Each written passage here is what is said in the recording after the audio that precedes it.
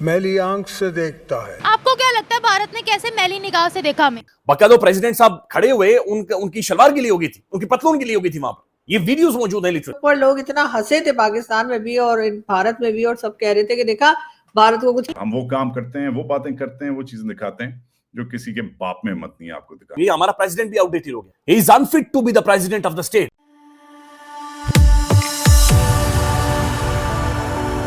जय हिंद दोस्तों, मेरे चैनल मोदी देश में आपका स्वागत है। दोस्तों, इस वीडियो को लाइक शेयर और मेरे चैनल को सब्सक्राइब करना मत भूलिएगा। तो दोस्तों, आज पाक मीडिया बात करें कैसे पाकिस्तान के प्रेसिडेंट ने पाकिस्तान डे पे, जिसमें वो सेलिब्रेट करते पाकिस्तान बनने को, तो उसमें प्रेसिडेंट पाकिस्तान ने एक ऐसी स्पीच दी जिसके बाद Pakistan day international joker day बन गया। क्योंकि उस स्पीच में प्रेसिडेंट पाकिस्तान ने कहा कि भारत हमें मैली नजरों से देखता है और हमारे खिलाफ प्रोपेगेंडा करता है। मतलब एक तरह से उन्होंने ये कहा कि भारत ने हमें नजर लग रही है और इसीलिए पाकिस्तान तरक्की नहीं कर पा रहा, और पाकिस्तान की जो भी प्रॉब्लम है उसके लिए सिर्फ भारत जिम्मेदार है। और भारत अगर हमें नजर नहीं लगाता तो हम अमेरिका या सुपर पावर बन जाते। तो इसके बाद सोशल मीडिया पे भी पाकिस्तानी प्रेसिडेंट का बहुत ज़्यादा मजाक उड़ रहा है और लोग कह रहे हैं कि इनका दिमागी संतुलन हिल गया है। दोस्तों, ये वीडियो बहुत ही मजेदार है, तो इसे पूरा शेयर देखिएगा। तो चलिए और इंतजार ना करके वीडियो देखते हैं। भारत पाकिस्तान को हमेशा मैली आंख से देखता है। आपको क्या लगता है भारत ने कैसे मैली निगाह से देखा हमें? मुझे नहीं पता। देखा भी है कि नहीं, आपको नहीं पता? 23 मार्च पाकिस्तान डे। लेकिन मैंने जब उठकर सोशल मीडिया पर जो कुछ देखा है वो शर्मनाक है। ये इंतहाई शर्मनाक है। हमारे आज मौजूदा 2025 में प्रेसिडेंट ऑफ पाकिस्तान ने जो तकरीर की है, दैट्स अलार्मिंग कि हम फारिग हो चुके हैं। हम मेंटली, जो हमारी क्रिकेट टीम ने आज किया है न्यूजीलैंड के सामने और दुनिया कह रही आउटडेटेड हो गई, हमारा प्रेसिडेंट भी आउटडेटेड हो गया। He is unfit to be the president of the state.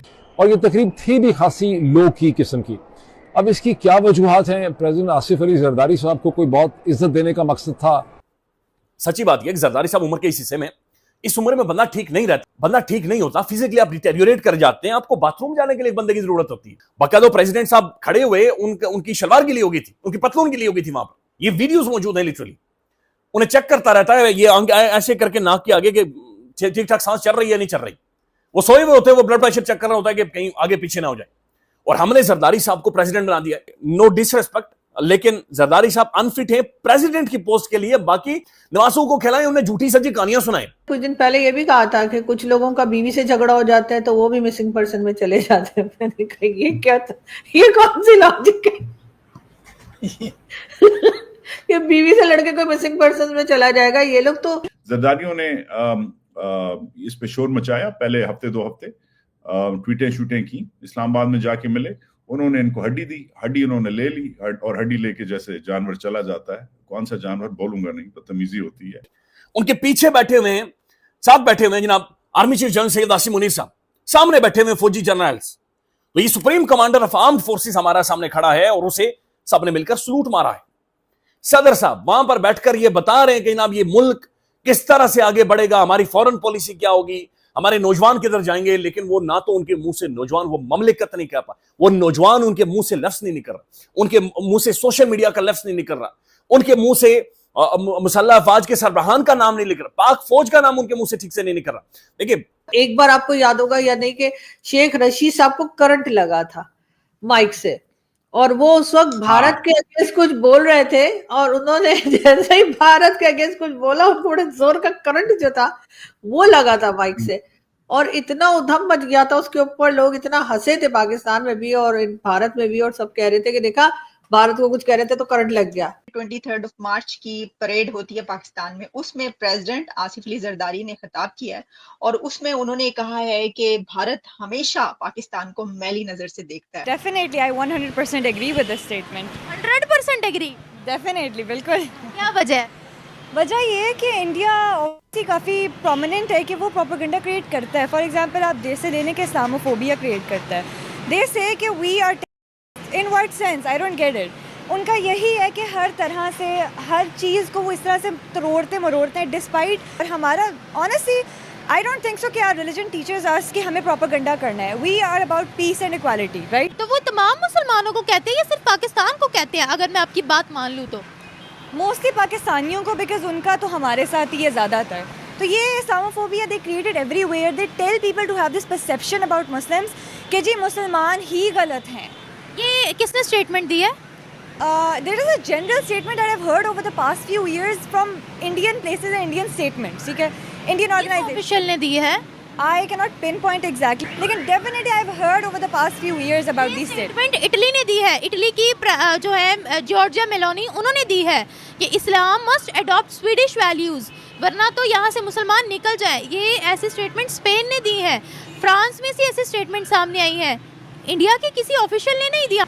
Ji definitely ये भी बात सही है आपकी। हम वो काम करते हैं, वो बातें करते हैं, वो चीजें दिखाते हैं जो किसी के बाप में हिम्मत नहीं है आपको दिखाने की। आसिफ अली जरदारी साहब माफ करना, और इतने अनपढ़ भी नहीं हो सकते कि उन्होंने पता।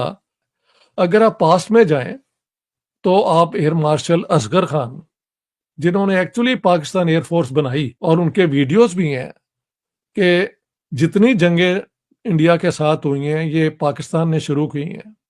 अब ये सारी हरकतें जानते हुए Asif Ali Zardari, and by the way Zardari साहब अगर प्रेसिडेंट बने हैं तो वो कोई अपनी काबिलियत की बुनियाद पे तो नहीं बने। This is the establishment speaking through the president of Pakistan, that's all. चलिए दोस्तों, इस वीडियो बात करते हैं।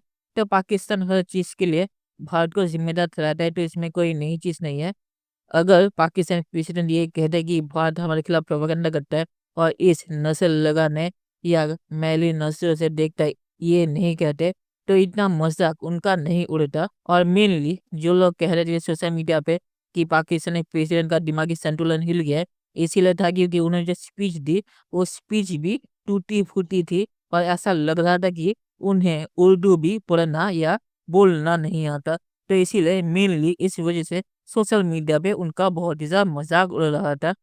और आखिर मैं सिर्फ यही कहूँगा कि पाकिस्तान ने जो भी कुछ कहा कि भारत प्रोपेगेंडा करता है, ये सब अगर भारत प्रोपेगेंडा करता है तो पाकिस्तान उसका जवाब क्यों नहीं देता या उसे काउंटर क्यों नहीं करता। भारत कोई प्रोपेगेंडा नहीं करता, भारत सच्चाई दिखाता है और पाकिस्तान उसे प्रोपेगेंडा कहता है।